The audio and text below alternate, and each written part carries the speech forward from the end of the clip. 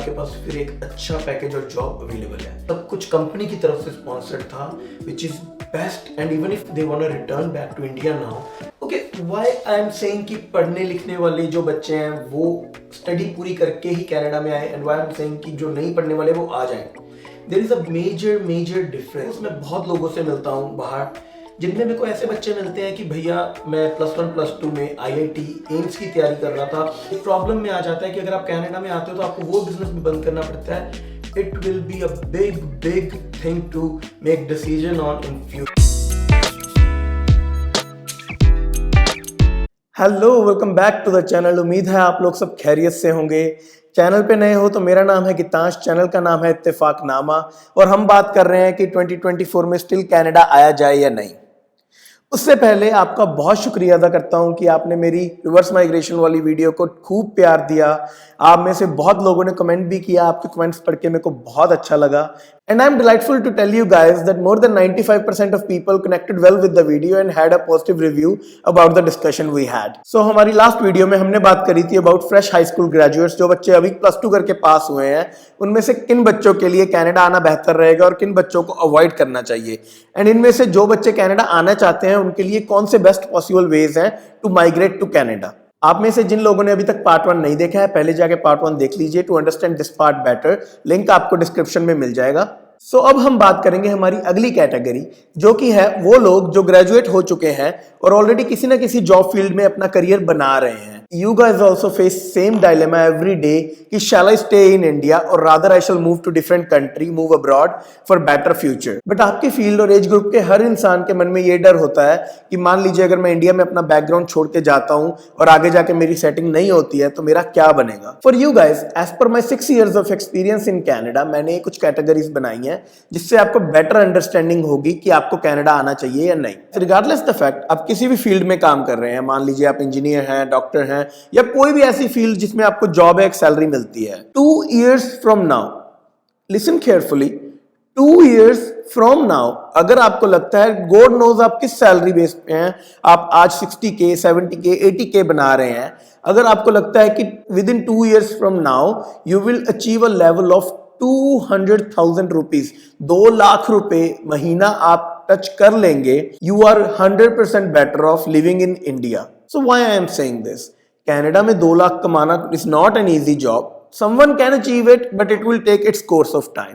But for you guys, जो आप already एक पीछे सैलरी छोड़ आए होंगे, उसके लिए आपके बाद यहाँ पे सेटलमेंट करना, it will not be an easy job. So let's first say कि आप कोई ऐसे इंसान है जो इंडिया में भी 50, 60, 70 हजार रुपए कमा रहे हैं, and you feel कि आने वाले 2 सालों में आपकी कोई इतनी ग्रोथ नहीं हो पाएगी कि आप 2 लाख का इनकम लेवल अचीव कर सको, and you think कि आप 1 लाख रुपए तक या उससे अराउंड रह जाएंगे। For you guys, definitely prefer moving abroad, because इतने पैसे आप यहाँ पे इजीली कमा सकते हैं and you can make more money than that as well with some time.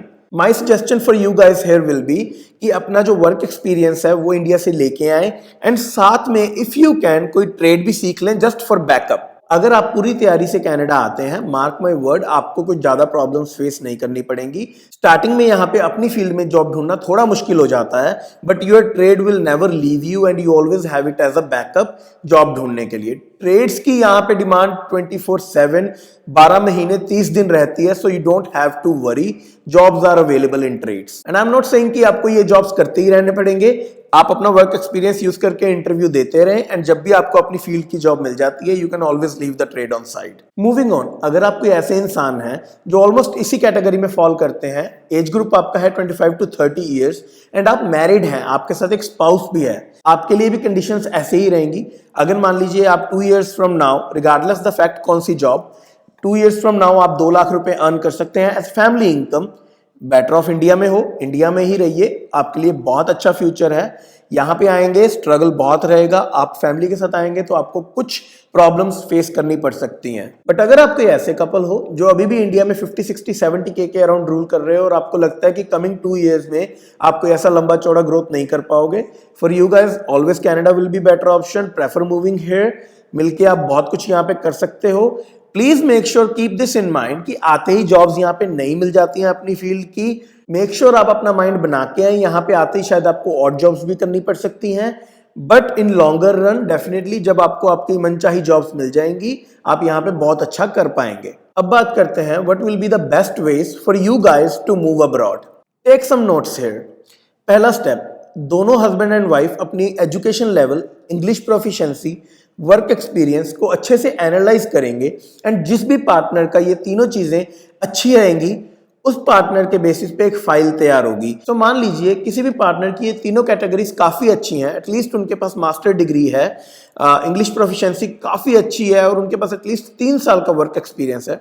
उस पार्टनर के बेस पे FSW कैटेगरी में हम PR अप्लाई करेंगे, फेडरल स्किल्ड वर्कर कैटेगरी। आप कोई ऐसे इंसान है जिनके FSW कैटेगरी के क्राइटेरिया मीट नहीं हो रहे हैं, नॉट टू वरी, आपके पास स्टिल एक ऑप्शन है, वो है student visa. My suggestion here will be, जो वाइफ है उनका स्टडी परमिट अप्लाई किया जाए फॉर पोस्ट ग्रेजुएट डिप्लोमा या master degree in Canada. So the benefit of this is, wife को जो स्टडी वीजा मिलेगा उसके बेसिस पे एज अ स्पाउस आपको एक वर्क परमिट मिल जाएगा and that is open work permit.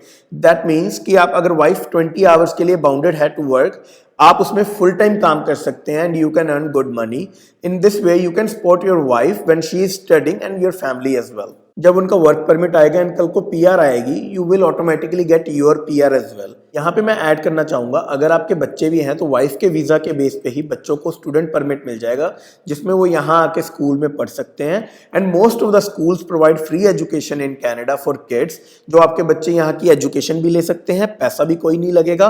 कल को जब वाइफ आप PR होंगे तो बच्चे भी ऑटोमेटिकली PR हो जाएंगे। इन this way you get full family pack in price of 1। So now the question that arises here is why I am saying, जो इंसान 2 लाख इंडिया में कमा सकता है उसको इंडिया में ही रहना प्रेफर करना चाहिए। See the thing here is, 2 lakh रुपए के साथ इंडिया में एक बड़ी अच्छी लाइफ जी जा सकती है एंड सारी बेसिक नेसेसिटीज इन पैसों से पूरी की जा सकती हैं। But on the same hand, अगर आप 2 लाख रुपए के साथ लाइफ कनाडा में इमेजिन करते हैं, you will only be able to meet your ends. यहाँ पे आप सिर्फ अपना रेंट वगैरह बेसिक नेसेसिटीज बड़ी मुश्किल से पूरी कर पाएंगे इन पैसों से। अगर आप इसको परचेज प्राइस पैरिटी इंडेक्स पे भी रख के देखते हैं तो 2 lakh per month is equal to 24 lakh per annum in India, that is equal to $125K per year of income. अब आते हैं इस सीरीज की थर्ड एंड लास्ट कैटेगरी पे, that I was desperately wanting to talk about, because इस category के लोग Canada में यहाँ आके सबसे ज्यादा स्ट्रगल करते हैं, तंग होते हैं, because of the lack of proper knowledge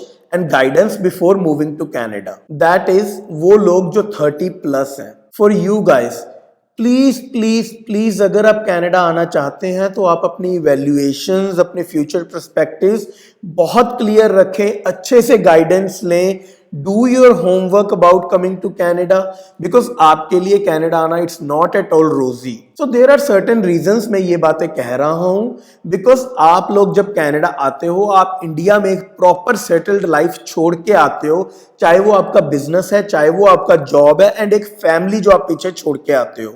and यहाँ पे अगर आप अपने बच्चे और वाइफ के साथ मूव होते हो तो आपके ऊपर उनकी भी रिस्पॉन्सिबिलिटी होती है, because you guys are uprooting yourself to migrate to another country and plant yourself once again, जो कि बिल्कुल सही नहीं है। मेरे खुद के कितने नोन लोग हैं जो कनाडा आए थे and they are 30+ and they are regretting their decisions, because उनको समझ ही नहीं आ रहा है, because they had a very settled life back home, जो वो छोड़ के अब यहाँ आ चुके हैं। देखिए, आपको यहाँ पे ये बात समझनी पड़ेगी, अगर आप 30+ कनाडा में आते हैं एंड आपके पास कोई प्रॉपर स्किल सेट नहीं है, आपको यहाँ पे सर्टेन प्रॉब्लम्स फेस करनी पड़ सकती हैं, जिनमें से सबसे बेसिक प्रॉब्लम है कि आप होम सिकनेस बहुत फील करेंगे, बिकॉज आप एक पूरा proper setup and family back home छोड़ के आए होंगे एंड आपके साथ आपके स्पाउस एंड बच्चे यहाँ पे हो सकते हैं। इनकी वजह से आपको यहाँ पे एक प्रॉपर जॉब ढूंढना बहुत इंपॉर्टेंट हो जाता है, जो कि आपको ढूंढने में without proper skill set hard time दे सकता है। चाहते ना चाहते हुए आपको यहाँ पे बेसिक एंट्री लेवल जॉब्स करनी पड़ सकती हैं। By entry level jobs I mean minimum wage jobs, जिसमें आप नोइंगली अननोइंगली 18 से 20 साल के बच्चों के साथ कंपटीशन में आ जाएंगे। That is not good for you at all, because 30 plus आप एक ऐसे एज ग्रुप में हो जाते हैं जिसमें आप एक डिसेंट आवर पे काम पे जाना चाहेंगे, डिसेंट आवर पे घर आना चाहेंगे and most of the time अपनी फैमिली को देना चाहेंगे। But due to this entry level basic jobs आपका यहाँ पे कोई भी स्केड्यूल नहीं बन पाएगा, बिकॉज ये जॉब्स कभी भी हो सकती हैं, डे नाइट व्हेनेवर, जिसमें आपको काफ़ी प्रॉब्लम्स फेस करनी पड़ सकती हैं। एंड ये मैं अपने एक्सपीरियंस से नहीं बोल रहा हूँ, I am just sharing the experience that I have been getting from people in past 6 years।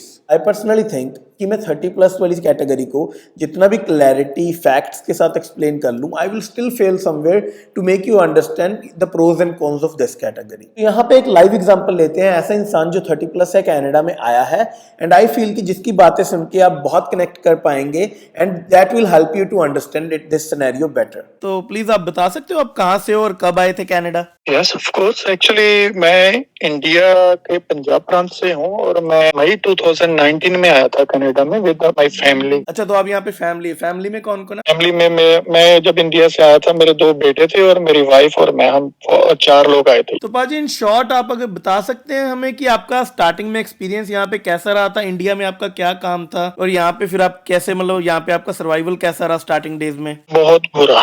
India actually ऐसा था कि इंडिया में मेरी वाइफ टीचर थी, मैं गवर्नमेंट जॉब करता था, वेल सेटल्ड एवरीथिंग। बट जब हम यहाँ पे आए तो यहाँ देखा तो लाइफ बहुत, स्टार्टिंग एक तरह से आपको जीरो से लाइफ स्टार्ट करनी पड़ती है और बहुत हार्ड है। और यहाँ का मेडिकल सिस्टम सबसे बुरा लगा मेरे को कनाडा में, बिकॉज उसने मेरे को बहुत अफेक्ट किया, मेडिकल सिस्टम ने। मेरा बेटा सिक हो गया था। मेडिकल सिस्टम की आगे भी बात होती है, कहते हैं बहुत खराब है कनाडा का। मतलब आपका पर्सनली कैसा एक्सपीरियंस रहा उसके साथ स्टार्टिंग में? बहुत बुरा, बहुत बुरा। मेरा बेटा सिक हो गया था, 3-4 रोज हॉस्पिटल में दाखिल एडमिट रहा। फिर मैंने इनको बोला था कि मेरा बच्चा दे दो मेरे को, मैं इंडिया लेके जाऊंगा, वहाँ इलाज करवाऊंगा। बट इन्होंने मेरे को बोला कि कोई दिक्कत नहीं है, आपको टेंशन लेने की जरूरत नहीं है। बट बाद में इन्होंने मेरे को $1,83,000 का bill BC children hospital Vancouver वालों ने मेरे घर पे भेज दिया। $1,83,000, मतलब ऑलमोस्ट 1 करोड़ रुपया। यस सर, 1 करोड़ से ऊपर ही बनता है। Yes sir. इलाज का मतलब आप बोल रहे हैं? इलाज का जी, नियर अबाउट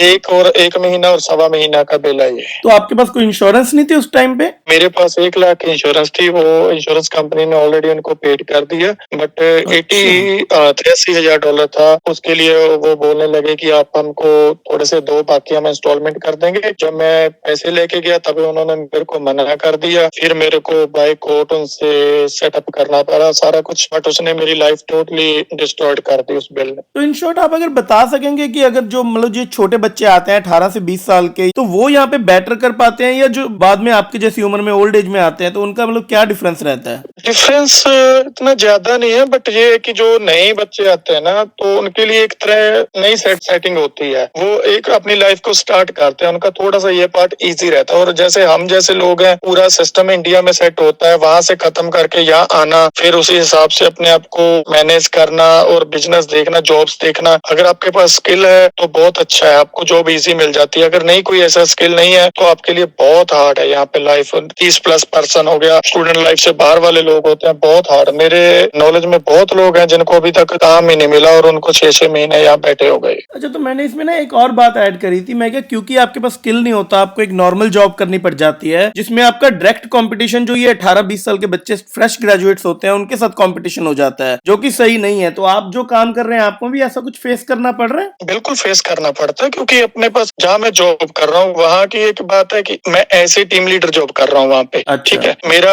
एज के हिसाब से देखें तो मेरी एज ज्यादा, मेरे पास लाइफ में एक्सपीरियंस ज्यादा। और जो मेरी सुपरवाइजर है वो एक यंग एज लड़की है, क्योंकि वो एज ए स्टूडेंट आई थी यहाँ पे। उसके पास अच्छी इंग्लिश थी, अच्छा स्किल था, वो अपने हिम्मत से ऊपर चले गई। ये बहुत फेस होता है, क्योंकि हम इंडिया से जब आते हैं तो विदाउट स्किल बहुत हार्ड है। वो मेरी सुपरवाइजर है, मैं उसके नीचे टीम लीडर का काम कर रहा हूँ। तो लास्ट में फिर आप अपने जैसे लोगों को जो इंडिया से कनाडा आना चाहते हैं, आप उनको क्या एडवाइस देंगे? एडवाइस यही है भाई साहब, अगर आपके पास कोई स्किल है तो कनाडा आने का फायदा है। अगर आपने नॉर्मल बगैर स्किल के आना है, आपका बिजनेस वहाँ सेट है, कैसी भी जॉब है, चाहे छोटी है चाहे बड़ी है, तो प्लीज मत आइएगा विद फैमिली। बहुत हार्ड है यहाँ पे। अगर आपके पास स्किल है तो आपका आने का फायदा है, नहीं तो यहाँ मेहनत मजदूरी है। सिर्फ आप जो कमाते हो वो खाते हो, वो बात नहीं है कि आपके पास कुछ बचेगा। ओवरऑल मैं इतना ही कहना चाहूंगा कि कनाडा आना या ना आना बुरा नहीं है, बट फॉर 30+ पीपल आपको बहुत केयरफुल रहना पड़ेगा to make this decision, because there are certain pros and cons related to you. अगर आप 30 प्लस कनाडा में आते हो तो पीआर लेने में भी आपको दिक्कत आ सकती है। एवरी पासिंग ईयर जितने भी आप 30 प्लस, मान लीजिए आप 32 के हैं, 5 पॉइंट आपके और कम हो जाएंगे, 33 हैं, 5 और कम हो जाएंगे पीआर में। सो ऐसे छोटी छोटी कई प्रॉब्लम्स हैं जो आप 30 प्लस कनाडा में अगर बाद आते हो तो आप फेस करोगे। Well that's it for today. अगर आपने आज का वीडियो यहां तक देख लिया है तो like, subscribe and share. Do share it with the friends जिसको आपको लगता है ये वीडियो देखना चाहिए। मैं मिलूंगा आपको अगली वीडियो में, तब तक के लिए अलविदा। ऑल्सो जैसे कि मैंने पार्ट 1 में भी मेंशन करा था कि अगर आपके मन में कोई भी क्वेश्चंस हैं, drop them down in the comment section या मेरे को डीएम कर दीजिए इंस्टाग्राम पे। इंस्टाग्राम हैंडल मेरा है Ittefaqnama. I will try to answer these questions to the best of ability of my knowledge and experience in Canada, and I hope you get your answers through this Q&A.